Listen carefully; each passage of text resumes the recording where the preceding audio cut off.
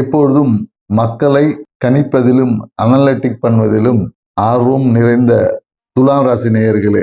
ஏன்னா துலாம் ராசிக்காரருக்கு பார்த்தீங்கன்னா இயற்கையாகவே இந்த ஆன்மீக பற்று, இந்த குடும்பத்தின் மீது பற்று என்பது இயற்கையாகவே அவங்களுக்கு இருக்கும். இவங்க தான் பார்த்தீங்கன்னா ஒரு மார்க்கெட்டிங் ஸ்கில்டுன்னா அது துலா ராசிக்காரங்க தான். ஏன்னா அந்த அளவுக்கு இவங்களுக்கு அந்த அனலிட்டிக் அப்படின்னு சொல்றது ஒரு விஷயத்தை ஆய்வு செய்து தீர்மானிப்பதில் மிகுந்த வல்லமை இருக்கும் இவங்களுக்கு. ஸோ அப்படி இருக்கக்கூடிய இந்த துளாராசி நேயர்களுக்கு இந்த சனி பெயர்ச்சி, ஏன்னா கடந்த காலத்துல பார்த்தீங்கன்னா துளாராசிக்காரருக்கு மிகுந்த ஒரு மன அழுத்தம் இருந்திருக்கும். ஏதோ ஒரு மன அழுத்தம்ன்றது காட்டிலும் மன விரயம் தான் அதை சொல்லணும். ஏன்னா அந்த பழைய விஷயங்களை யோசிச்சு யோசிச்சு தேவையற்ற அந்த குழப்பம், ஒரு தூக்கமின்மையால மிகுந்த ஒரு மன உளைச்சலுக்கு ஆளாயிருப்பாங்க. மேலும் இவங்களுக்கு அந்த தொழில் என்பது என்னன்னாக்கா அது எதிர்பார்த்த லெவலுக்கு போயே இருக்காது. தொழிலில் வைத்து அந்த பிளான் போட்டிருப்பாங்க, அது ஏதோ ஒரு விதத்துல தொழில் முடக்கமாகி அதனாலேயே இவங்களுக்கு மிகப்பெரிய ஒரு மன அழுத்தம் என்பது வந்திருக்கும். இப்படி இருக்கக்கூடிய அந்த துலா ராசிக்காரங்களை இந்த சனி பயிற்சி உங்களுக்கு பார்த்தீங்கன்னா அப்படியே ஒரு ஜாக்பாட்டுன்னு சொல்லலாம். ஏன்னா சனி பெயர்ச்சியை தாண்டி அடுத்த கிரக பயிற்சிகள்லாம் வேற இருக்கு. நம்ம இந்த சனி பெயர்ச்சியை மட்டும் இப்போதைக்கு பார்க்கலாம். இந்த சனி பெயர்ச்சி பார்த்தீங்கன்னா சனி பகவான் உங்களுக்கு 6ஆம் இடத்துல வரார். 6ஆம் இடத்தில் சனி பகவான் வருவது மிகுந்த ஒரு நற்பலன்களை கொடுக்கக்கூடிய விஷயம்.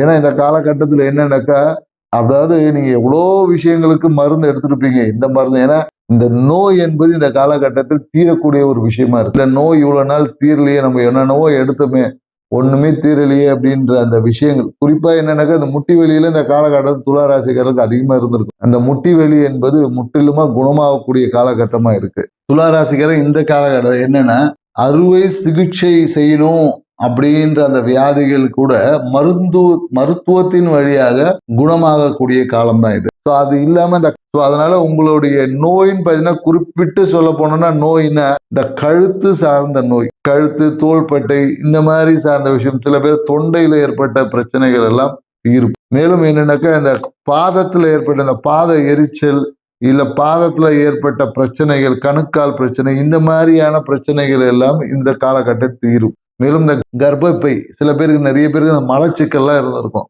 இந்த நோய்கள் எல்லாமே தீரக்கூடிய ஒரு காலகட்டம் தான் இந்த காலகட்டம். கடன் சார்ந்த விஷயங்கள், கடன் எல்லாமே முழுமையா அடைக்கக்கூடிய விஷயமா இருக்கு.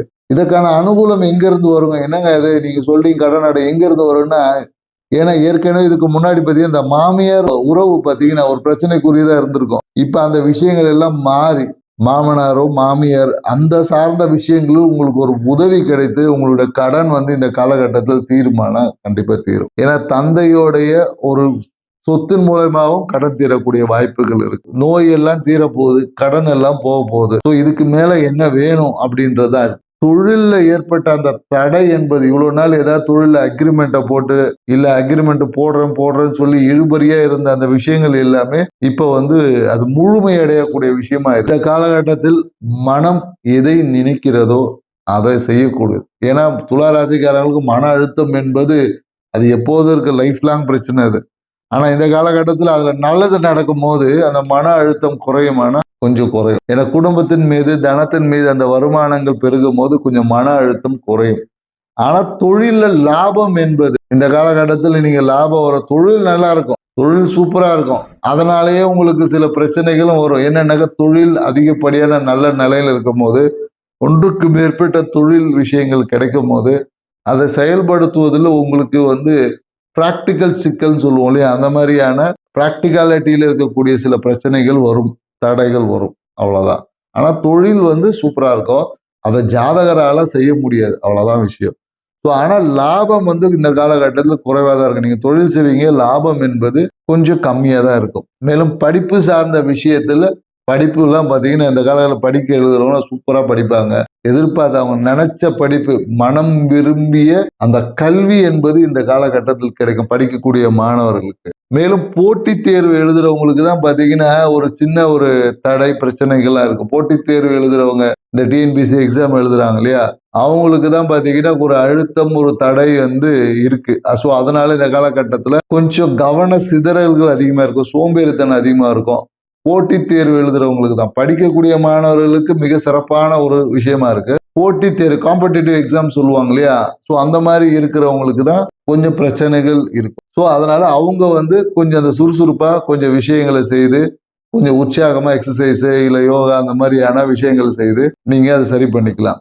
மேலும் பார்த்தீங்கன்னா இந்த வீடுக்கான முயற்சி, வீடு கட்டுவோமா இல்லை வீடு வாகன மாற்றங்கள் இருக்கு. ஸோ வீடை வந்து நீங்க மாத்துவீங்க இல்லை வாகன மாற்றம் என்பது இருக்கு. இது மேலும் வாழ்க்கை துணை சார்ந்த விஷயத்துல கொஞ்சம் அவங்களுடைய முதலீடுகள் அவங்களுடைய சேர்த்து வச்ச வருமானம் வந்து விரயமாவதற்கு வாய்ப்புகள் இருக்கு. ஸோ அதை இவங்க என்ன பண்ணலாம், முதலீடா செய்யாம ஒரு சுப விரயமா மாற்றிக்கொள்வதுதான் இந்த காலகட்டத்தில் நாம பரிந்துரைக்கிறது.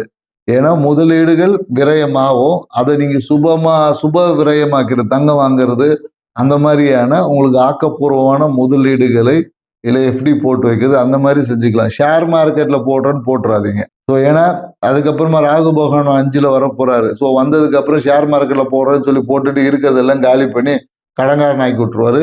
ஸோ அதனால ஷேர் மார்க்கெட் என்பது கொஞ்சம் மிகுந்த கவனம் தேவை. சிறிய அளவு முதலீடுகள் வேணா பண்ணிக்கோங்க, அது உங்க விருப்பத்துக்காக போறதா இருந்ததுன்னா. அதனால காலகட்டத்தில் என்னன்னைக்கு வெளியூர் பயணங்கள் போகக்கூடிய வாய்ப்புகள் உண்டு. அதனால ஒரு சிறிய பிரச்சனைகள் வரும். இல்ல வெளியூர் போறதா கடன் வாங்கி போனீங்கன்னா உங்களுக்கு அதுவே லாபமா மாறும். ஸோ வெளிநாடு போறவங்க ஒரு சிறிய கடன் வாங்கி பயணம் செய்தீங்கன்னா உங்களுக்கு அது லாபமாக மாறும்.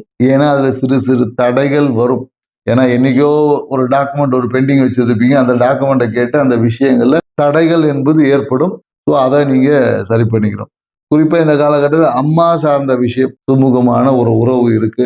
அம்மாவுக்காக சில மருத்துவ விரயங்கள் செய்யக்கூடிய ஒரு வாய்ப்புகள் இருக்கு. ஸோ தந்தையால அனுகூலமான விஷயம் இருக்கு. ஒரு வருமானம், தந்தையோட ஒரு பாக்கியம் என்பது இருக்கு. துலா ராசிக்காரங்க என்ன செய்தா இன்னும் அதிகம் பண்ணலாம் அப்படின்னு பார்த்தீங்கன்னா, உங்களுக்கு வெள்ளியினால செய்த பொருட்களை தவிர்ப்பது மிகுந்த நல்லது. குறிப்பா என்னன்னாக்கா துலா ராசிக்காரங்க இந்த வெள்ளியில வந்து பூஜை அறையில விளக்கேற்றி வச்சிருப்பாங்க, இல்ல வெள்ளியில குத்து விளக்கு வச்சிருப்பாங்க. இதை எல்லாத்தையும் எடுத்தாவே இவங்களுக்கு தீராத நோயே சரியாயிடும். இந்த வம்பு வழக்கு கோர்ட்டு கேஸ் எல்லாம் இருக்கும்.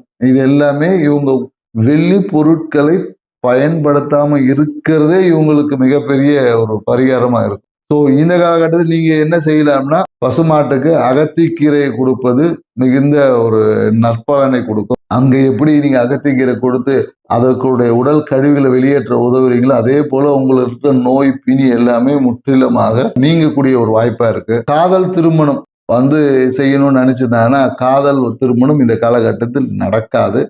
காதலே பிரச்சனையா இருக்கும். காதல் ஆனா திருமணம் என்பது உண்டு. திருமணம் இந்த காலகட்ட துலா ராசிக்காரர்கள் நிச்சயிக்கப்பட்ட திருமணம் நடக்கும். ஸோ 2ஆம் திருமணம் வந்து இந்த காலகட்டத்தில் தள்ளி போகும். 2ஆம் திருமணத்துக்காக காத்திருக்கிறவங்களுக்கு திருமணம் வந்து அப்படியே கிடைச்சாலும் உங்களுக்கு வெளியூர்ல பொண்ணு கிடைச்சிங்களா, வெளியூர்ல பொண்ணோ மாப்பிள்ளையோ தேடினீங்கன்னா நடக்கும்.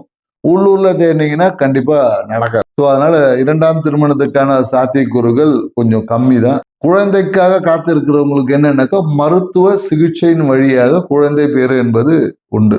மருத்துவ ஆலோசனையின் பேர குழந்தை பேரு என்பது உண்டு. ஸோ இந்த காலகட்டத்தில் குலதெய்வத்தை நல்லா டைட்டா பிடிச்சிங்கனாவே உங்களுடைய வருமானம் என்பது பெருகும். இஷ்ட தெய்வத்தை காட்டிலும் குலதெய்வம் இந்த காலகட்டத்தில் உங்களுக்கு மிகுந்த அனுகூலமா இருக்கும். இந்த காலகட்டத்தில் நீங்க என்னன்னாக்கா இஷ்ட தெய்வ வழிபாட்டுக்காக ஒரு பிரயாணம் செய்ய வேண்டியதா இருக்கும். பயணங்கள் என்பது உண்டு. ஒரு அழுத்தமா இருக்கும். போகும்போதே தடைகள் வந்து ஒரு சின்ன அழுத்தத்தை கொடுக்கும். ஸோ ஆனா போயிட்டு வந்தீங்கன்னா உங்களுக்கு மிகுந்த ஒரு நற்பலன்களும் கிடைக்கும். ஆனா இஷ்ட தெய்வ வழிபாடு செய்யறது ஒரு அழுத்தத்தை கொடுத்து ஒரு நற்பலனை கொடுக்கும்.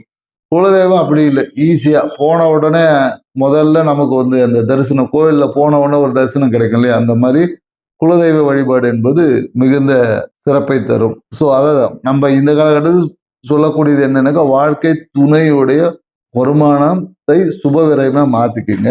வாழ்க்கை துணையோட குடும்பத்திற்காக சில விரயங்கள் செய்ய வேண்டியது இருக்கு. ஸோ இதுதான் உங்களுக்கான பரிகாரம். ஸோ நம்ம சொன்ன எளிய இந்த விஷயங்கள் உங்கள் வாழ்க்கையை மேன்மைப்படுத்தி உதவும் என்று நம்புறோம். அப்படின்னு நீங்க நினைச்சீங்கன்னா ஒரு எஸ்ன்னு சொல்லுங்க, ஒரு தம்ஸ் அப் கொடுங்க. ஸோ நீங்க கொடுக்கக்கூடிய ஒரு தம்ஸ் அப் தான் எங்களுடைய அதை ஒரு உத்வேகத்துக்கு நிறைய கருத்துக்களை பகிர்வதற்கு ஒரு உத்வேகமா இருக்கும். ஸோ லைக் பண்ணுங்க, சப்ஸ்கிரைப் பண்ணுங்க. நீங்க துலா ராசியா இருந்தீங்கனாலும் உங்க வீட்டில் இல்லை உங்க நண்பர்கள் துலா ராசியா இருந்தாங்களோ அவங்களுக்கு இந்த தகவலை பகிருங்க. அவங்களையும் லைக் பண்ண சொல்லுங்க, சப்ஸ்கிரைப் பண்ண சொல்லுங்க. மீண்டும் விருச்சிக ராசியில் சந்திப்போம். நன்றி, வணக்கம்.